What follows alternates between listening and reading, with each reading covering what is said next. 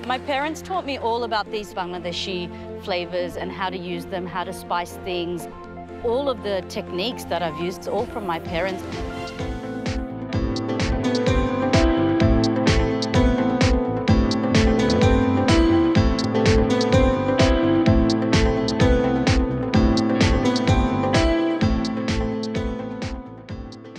All right, hello Kishwar. We are thrilled to have you on this show today here with us. All right, before I begin our little chat, I would like to congratulate you once again. We are super proud of your achievements. Thank you very much, Christy. All right. So, MasterChef Kishwar, we've seen you making so many delicacies at the MasterChef kitchen, from winter melons to the comforting feast of khichdi that you prepared, and to the beautiful, beautiful dessert that you served on Mishti Pan. So, I would like to know, what is that one dish that you believe stands out from the rest, on or off the show? What is your signature dish? I don't think I have a signature dish because there are so many that I really. Can you hear me? Yeah, I can hear you. Yes.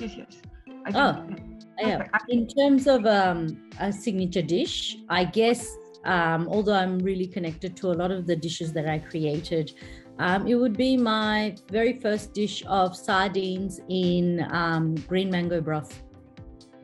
Okay, yes. That was such a delicately beautiful dish, of course.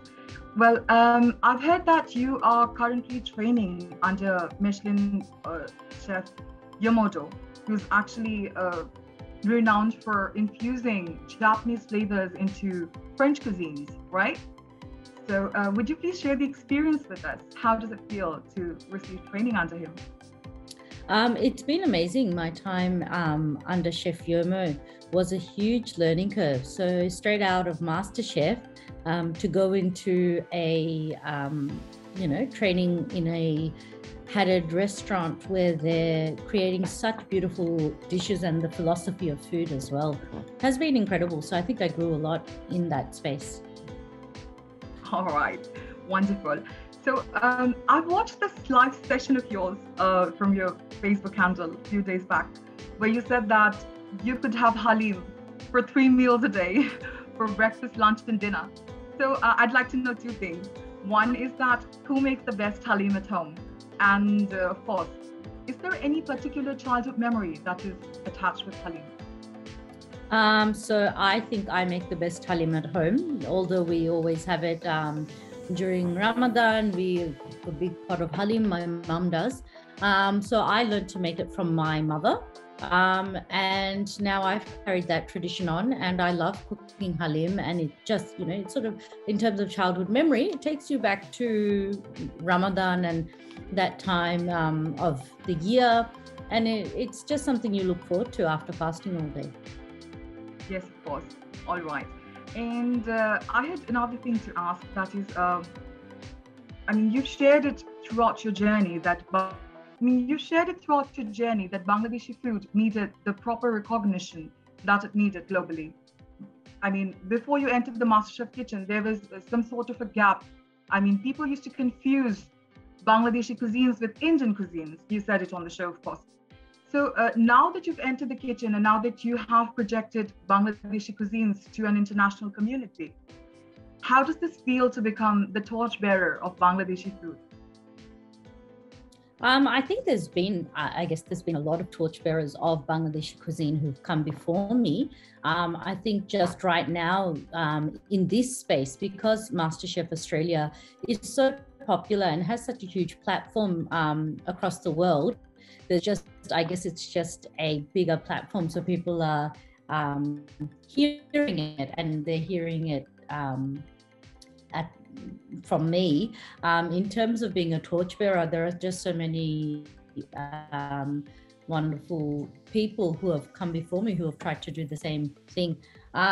It feels great that this has been a conversation starter, and it's been something where a lot of people have connected to my journey and what I said and what I sort of wanted to do in my own personal space, bring my food and pass that down to my children. But a lot of people have connected to that, and it's really fantastic. Yes. All right. Yeah.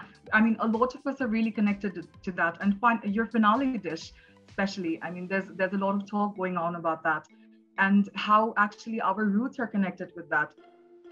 Other than showcasing some really fancy dish from Bangladesh, you chose panta bhat, which is directly connected to our lineage and actually represents a lot of the rural Bangladesh right on the international platform. So thank you so much for that. I would like to ask you one more thing, that is, you spoke about a book, about the dream that you have of yours of penning a book with Bangladeshi cuisines, a cookbook. So when can we get our hands on that book? How soon? It's something that I'm working on at the moment. As you know, writing a book is a very, very slow process, and it is my book. So I want to do it right and write something that I'm really proud of. So it's as much as I want to have it in my hand at the moment, it'll take some time, but I hope to get that out soon, and I can't wait to share it with everybody.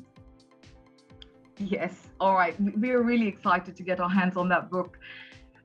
So just one final question, maybe, just the second last question. Is there any chef that you've grown up watching that you really admire? We all have role models in the different fields that we work. So I'm sure you two have one. Is there one particular chef that you've grown up watching and you truly admire? Just one, name a chef, please. Well, I really love Yoram Ottolenghi and his food, as well as his food styling, but also reimagining food. And I think what he's done with his cuisine is absolutely incredible. And Anthony Bourdain as well, just because he sort of pushes the boundaries and goes where a lot of people didn't go before him. So I loved his work. Okay, all right. So just one final, not really a question, but a request, that is, MasterChef Kishwars, so many Bangladeshi women, the next generation of Bangladeshi women who were earlier held back, have now been inspired by you to actually pursue their passions. No matter where they are, they want to pursue their passion, they want to go on with what they dream of. So would you like to share a small message to all the young Bangladeshi women out there? Yeah, to all young Bangladeshi women and men and young girls and boys who are watching this and you're sharing this with, is that I went ahead and I did this. I had this very, very small dream and I wanted to pursue it. And the main thing is working very, very hard to do this, putting in the work, finding something that you're passionate about, especially now that we're in lockdown and during COVID, finding something that's at your core that you really love to do and just pursue it. Love what you're doing, pursue it relentlessly. All right. Thank you. I know you're in a really tight schedule, so thank you so much for sparing some time for us. I'd like to congratulate you once again, and we wish you all the best for your future endeavors. Thank you so much, MasterChef Kishwar. It was a pleasure having you. Thank you very much. Thank you.